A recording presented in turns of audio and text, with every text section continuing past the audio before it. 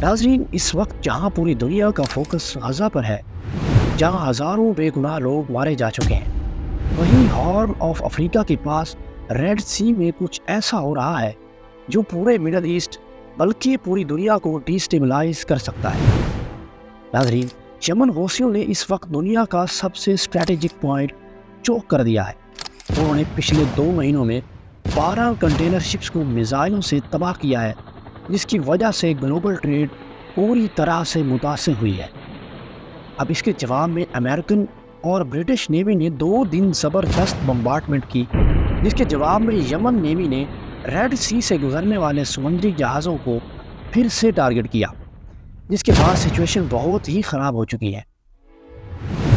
ناظرین، اصل میں جب اسرائیل نے غزہ پر حملہ کیا تو یمن حوثیوں نے حماس کے ساتھ اپنی فل سپورٹ کا اعلان کیا، مگر چونکہ اب یمن غزہ سے 2000 کلومیٹر دور ہے تو یمنی حوثی ڈائریکٹ اس جنگ کا حصہ تو نہیں بن سکتے تھے، تو پھر انہوں نے ریڈ سی سے گزر کر اسرائیل جانے والی یا اسرائیل سے آنے والی شپس کو نشانہ بنایا، اور انہوں نے اعلان کیا کہ یہ حملے ہم اس وقت تک جاری رکھیں گے جب تک اسرائیل غزہ پر حملہ کرتا رہے گا۔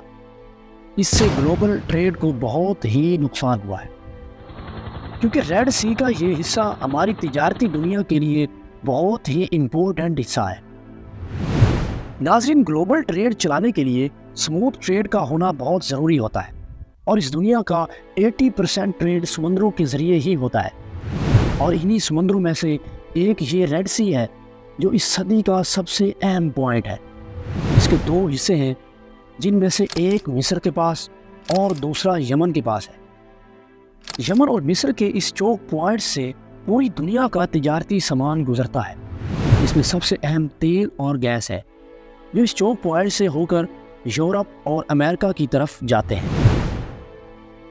تو ناظرین، اب آپ کو پتہ چل گیا ہوگا کہ بیسیکلی ایشیا اور مڈل ایسٹ کو امریکہ اور یورپ سے ملانے کا سب سے شارٹ کٹ وے یہی ہے۔ صرف آئل اور گیس نہیں، بلکہ ایشیا کا سارا ٹریڈ تقریباً اسی راستے سے ہی گزرتا ہے۔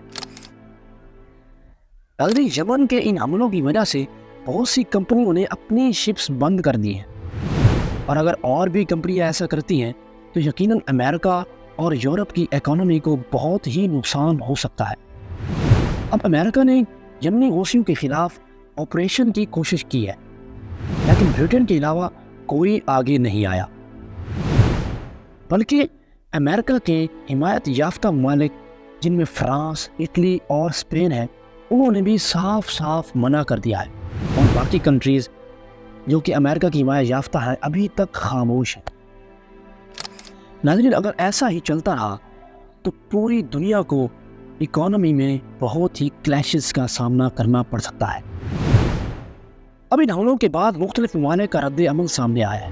ترکی کے صدر رجب طیب اردوغان نے اس پر رد عمل ظاہر کرتے ہوئے یہ کہا ہے کہ امریکہ اور برطانیہ ریڈ سی کو خون کے سمندر میں تبدیل کرنا چاہ رہے ہیں۔